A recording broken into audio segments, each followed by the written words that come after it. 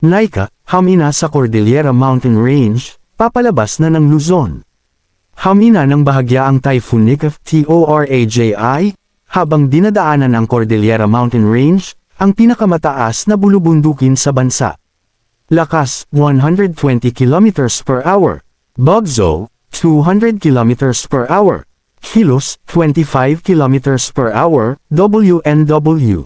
Nakataas ang Signal Number 4 sa Kalinga, Mountain Province, Hilagang Ifugao, Central at Southern Abra, Northern at Central Ilocos Sur.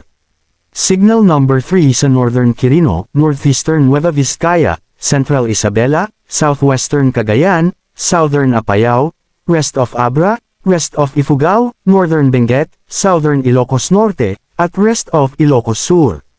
Signal Number 2 sa Northwestern and Eastern Cagayan, Rest of Isabela, Rest of Nueva Vizcaya, Rest of Quirino, Rest of Apayao, Rest of Benguet, Rest of Ilocos Norte, Lonayon, Northeastern Pangasinan, Northern at Central Aurora, Northern Nueva Ecija.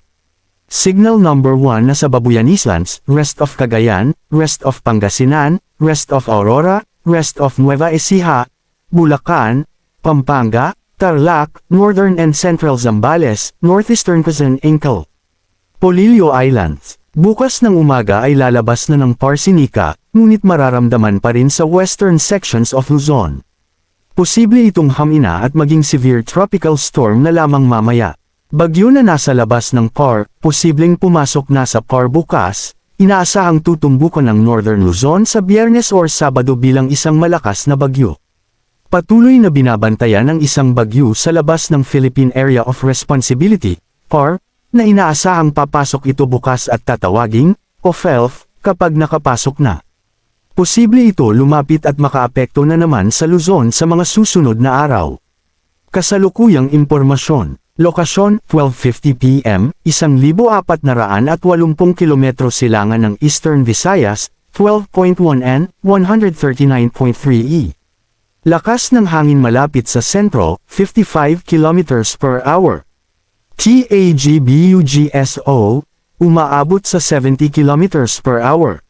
Central pressure, 1,002 hectopascals. Pagkilos, kumikilos pa kanluran hilagang kanluran sa bilis na 35 km per hour. Mga dapat malaman. Kasalukuyang wala pa itong direktang epekto sa ating bansa at magpapatuloy ito hanggang sa susunod na 2 araw. Inaasahang magiging isa ng tropical storm ito sa loob ng 12 hanggang 24 hours at papasok na ang bagyo sa loob ng Philippine Area of Responsibility, or bukas ng umaga na kung saan bibigyan ito ng pag-asa na local name, o FELF. Habang nasa loob na ng PAR, inaasahang kikilos ang bagyo pa kanluran hilagang kanluran habang lumalakas at mataas ang tsansa na maging typhoon ito sa mga susunod na araw. Posible itong lumapit at tumama na naman sa Central o Northern Luzon sa Huwebes o Biyernes bilang isang typhoon. Dahil dito, simula sa Miyerkules ay maaari nang magdulot ang trough nito ng mga pagulan sa silangang bahagi ng Luzon at posibleng direkta nang maapektuhan ang malaking bahagi ng Northern Luzon sa Huwebes dahil sa posibleng paglapit ng bagyo roon. Manatiling nakatutok sa Weather Balita para sa bago pang update. Thank you for watching. Don't forget to subscribe.